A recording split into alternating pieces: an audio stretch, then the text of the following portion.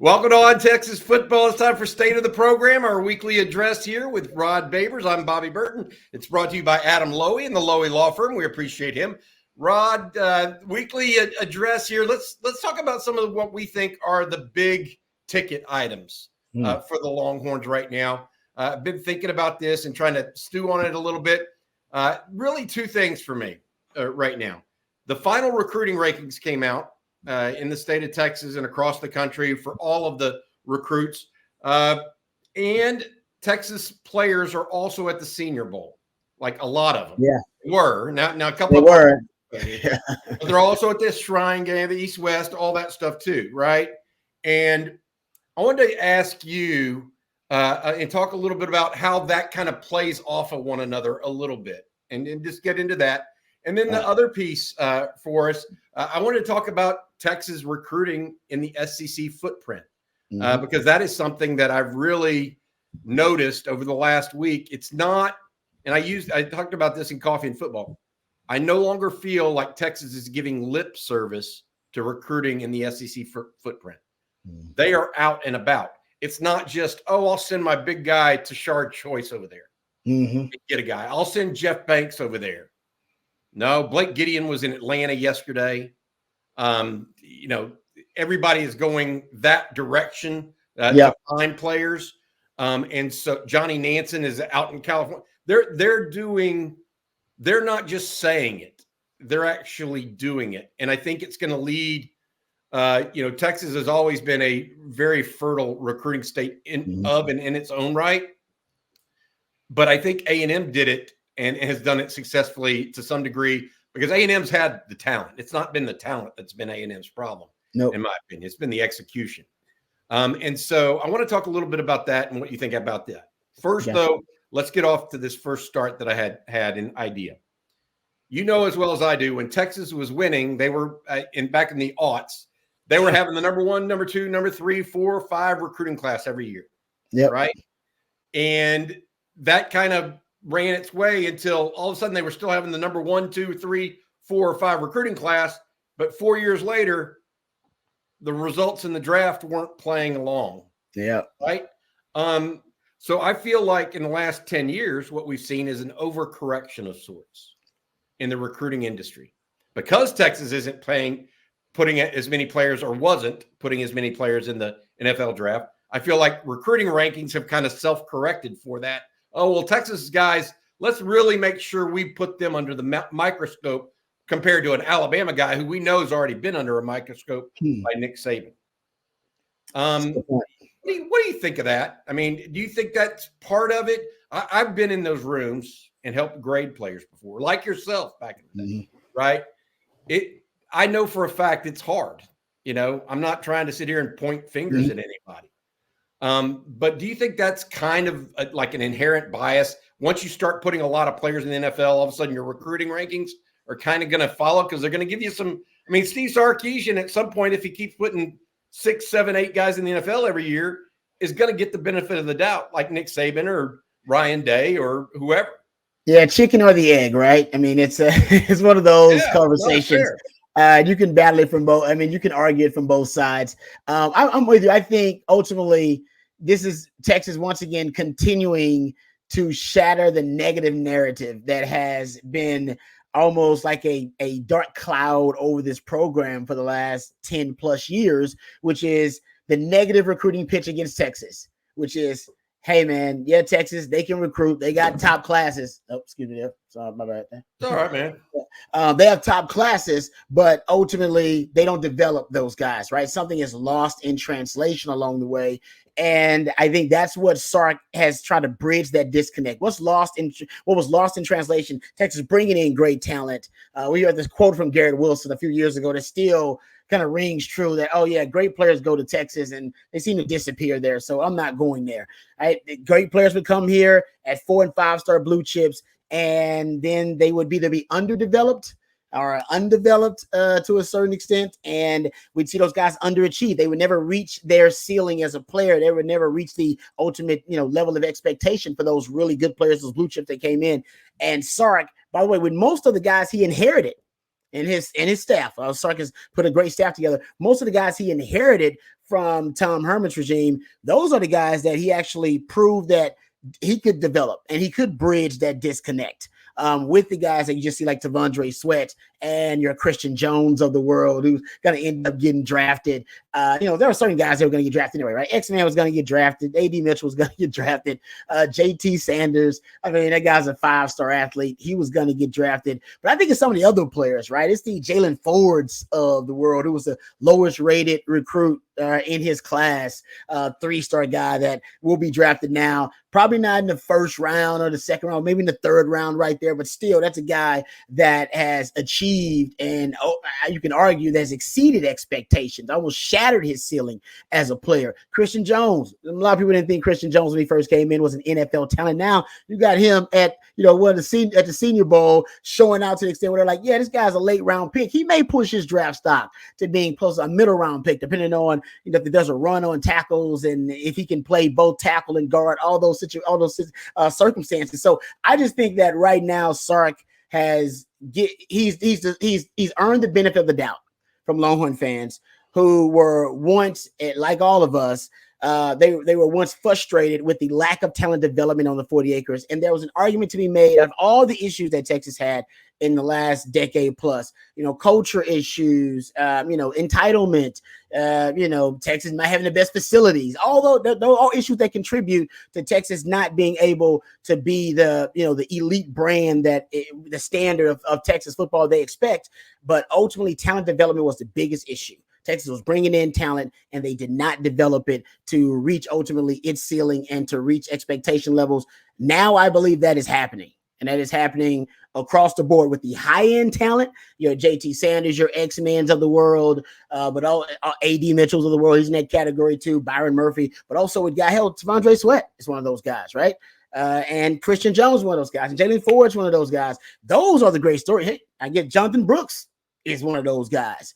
I think those are he might be the first running back drafted, even with the injury. He still might be the first running back off the board. I think those are the stories that give Longhorn fans optimism about the talent development that has returned to the 40 acres. Well, here's what's interesting to me. NFL.com put out its top 50 picks. Yeah, I saw that.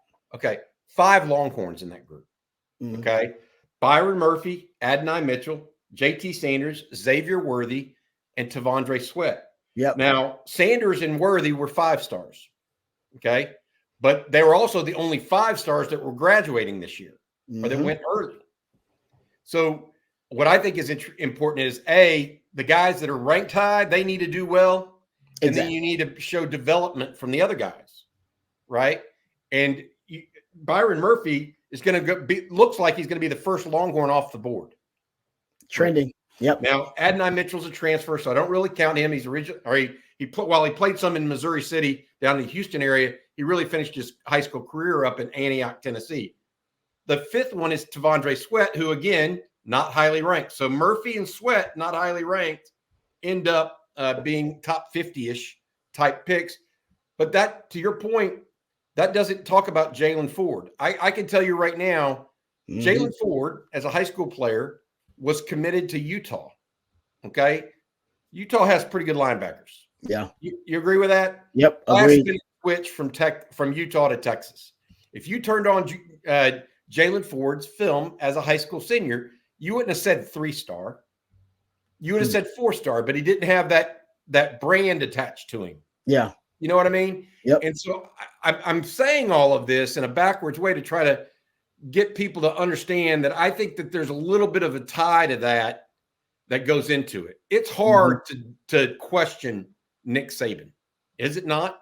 Yep. I mean, he takes a defensive lineman or a defensive back. You think that defensive back's probably got a chance, right? Hell yeah, you do.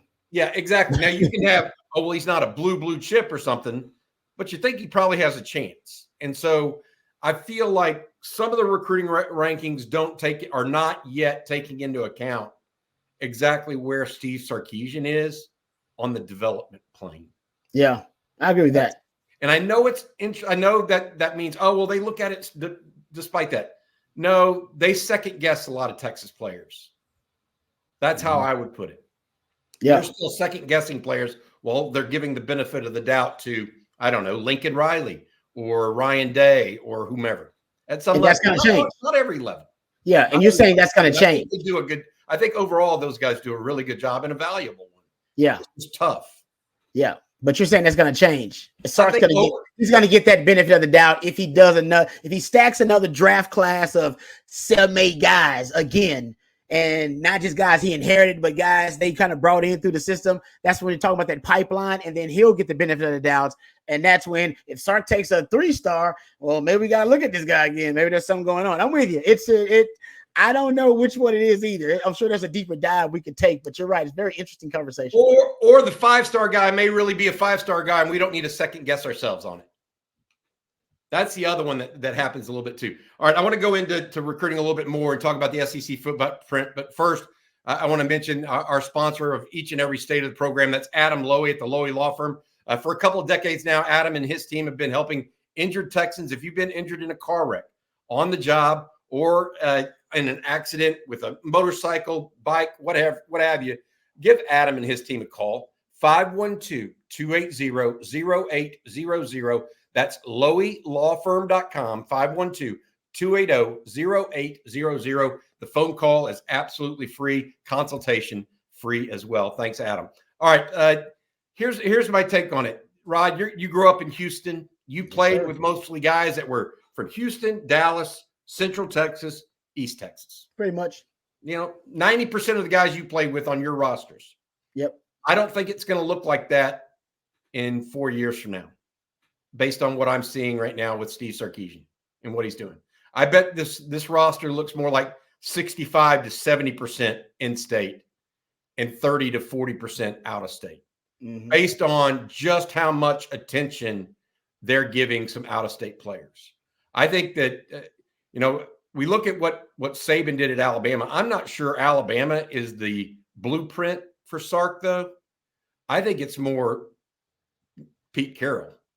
Yeah. Pete Carroll sat in Southern California, and he wanted the best players from the state of California, and then he wanted to go cherry pick guys he thought were first rounders elsewhere. I think that's Sark's vision for Texas football. Not in that, of course, to do that, you have to be in the SEC because that's where a lot of those first round picks happen. Almost a third of them are from the SEC footprint, if not more. So what do you think of that? I mean, overall, as an idea. Yeah, no, that makes perfect sense, Bobby, because Alabama is not one of your top 4 most fertile recruiting grounds in the country. And not only is Texas and California different in that respect, but geographically, they're so much larger. So you really can just say, you know what, I'm going to build organically my roster from Texas and California players just because you're the number one option in the state most of the time. Now, Texas A&M, not disrespecting A&M, but most of the time it's been Texas. Same thing with USC. Most of the time, top talent in the state, they're going to look at the top school in the state, and that's USC in terms of the branding. I'm not saying record every year. So that's why it's different, and that's why they can afford that luxury. Because Mac Brown everybody would get Mac Brown's leftovers. He would get the best players in the state, and everybody else would get his leftovers. Mac Brown never got in recruiting battles with Baylors of the world and TCUs of the world. No, he was in recruiting battles with A&M. That was pretty much it. Now, back in, prior to Sark, I would say, hell, Tom Herman was getting in recruiting battles with Baylors of the world and TCUs. And that's not anything against Tom Herman. That's just where the state of Texas had become, because Mac Brown's pitch was always simple.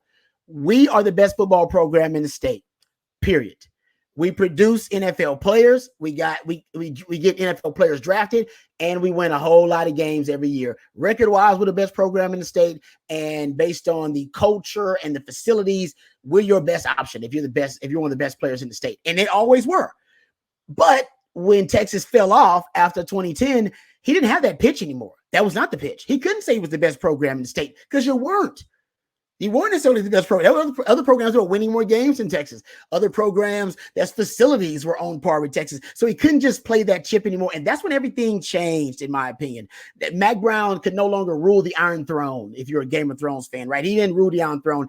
There were other entities that came into Texas that he no longer had that wall around the state. And that's when you start to see that the SEC power start to infiltrate the state a little bit more, because Mac Brown didn't have power over the state anymore. And there are all these other programs who also are rising to power in the state.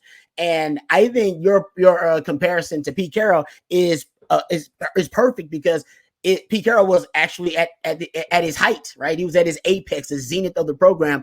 Texas is once again ascending. If Texas is ascending like that, we've already heard recruits say it. Texas will have their pick of the best players in the state.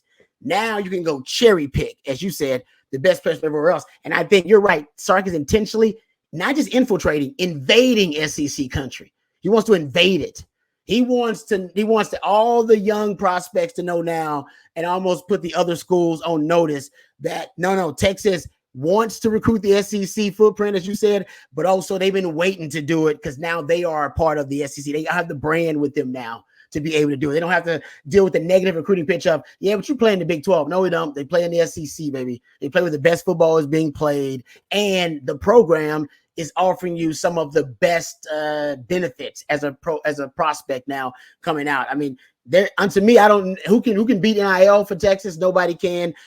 Talent development, we'll talk about that later on because the draft will be potentially an historic draft for Texas, competing for championships in the Final Four.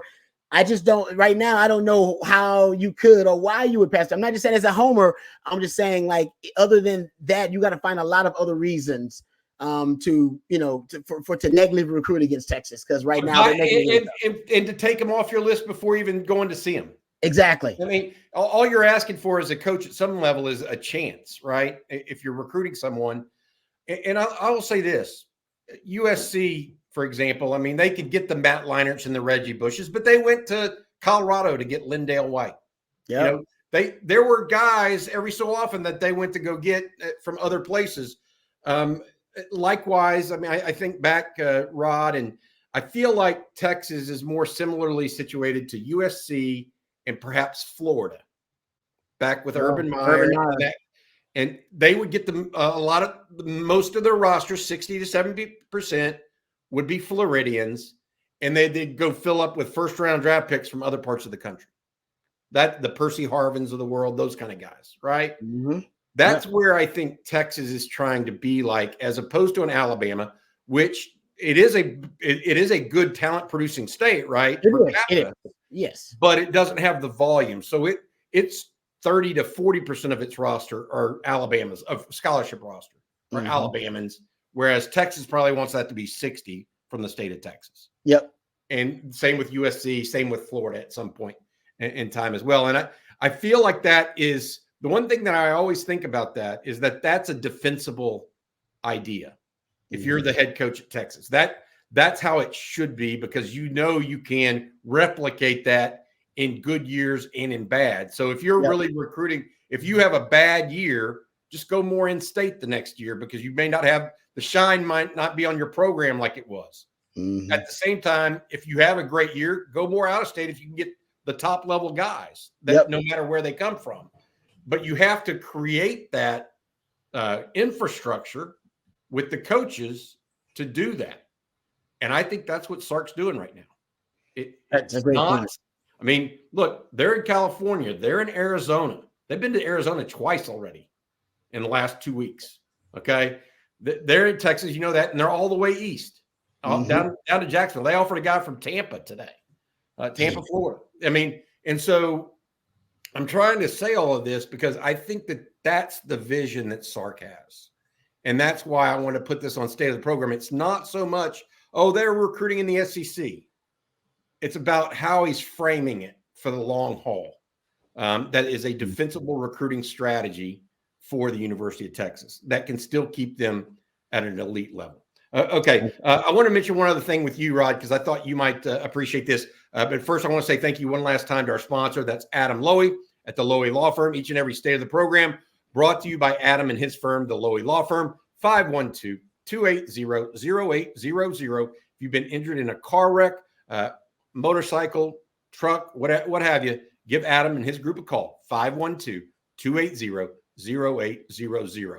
Rod, the last comment I want to make to you, and this is something I talked to a scout last night that's at the Senior Bowl watching Christian Jones, okay?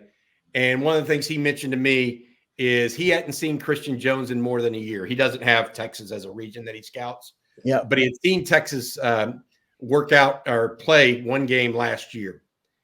Question for you. He said that he thinks that Christian Jones the question for him coming in wasn't whether he could play tackle in NFL. It's whether or not he could be a starting guard in the NFL. That's what that was his guy's question. Can Christian Jones be a starting guard for us? And he said he came away from that first practice saying yes.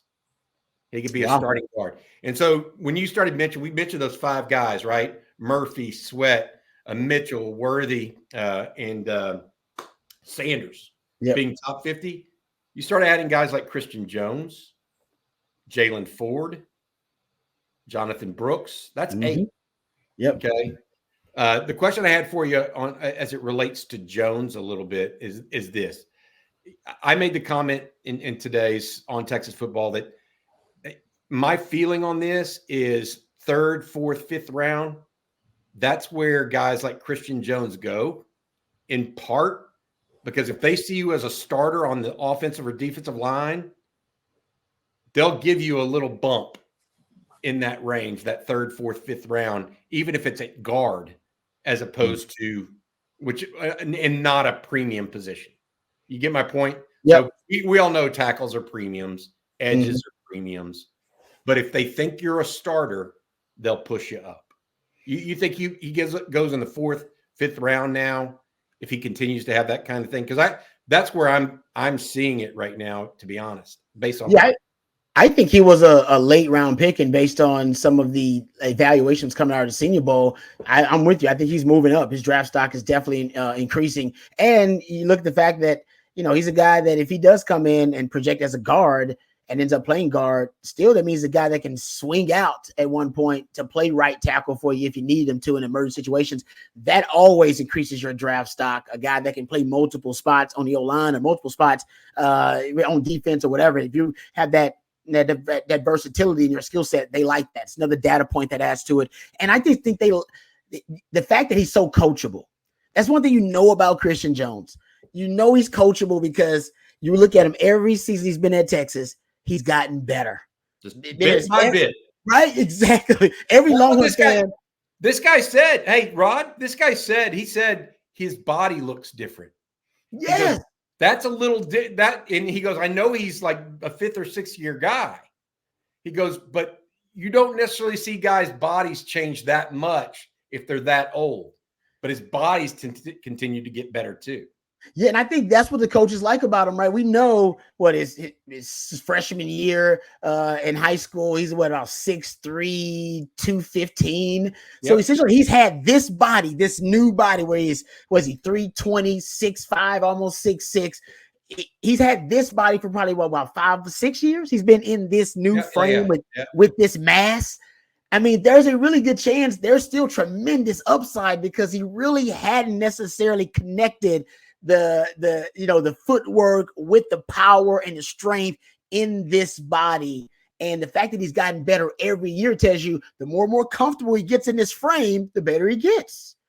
And he's coachable. He's getting better every year. He takes the coaching and actually executes it on the field. So I'm with you. It's not a guy that when I first saw him play will be saying, oh, he's got to be drafted in the middle rounds of the NFL draft. But once again, a testament to the talent development, brother. It's a great testament to it. Yeah, it really is. And here's what I would say to you. So I would have bet it at less than 50-50 odds he would have gone in the top 5 rounds before I had that conversation with that guy last night. Now I'd put it at better than 50-50. He goes in the 4th or higher. Wow. That's kind of what I'm talking. I mean, based on that, because the guy's like, look, smart GMs, they get wealthy by getting starters in the 3rd, 4th, 5th round on the line, so they don't have to pay anybody. That's exactly right. They don't have to pay big free agents coming in that second. Cheap labor. The best GMs, they find cheap labor. They really do. That's the key. It really is. So that I was kind of, I wasn't stunned by it, but I was taken. I said, something worth talking about maybe with you, Rod. All right, for Rod, that's going to do it for Stay of the Program. Thanks again to Adam Lowy. Rob will be back next week, buddy. Hope that we'll have another visitor with us next week as well. For Rod Babers and Adam Lowy, our sponsor, this has been Stay of the Program. Hook 'em, guys. Hook 'em.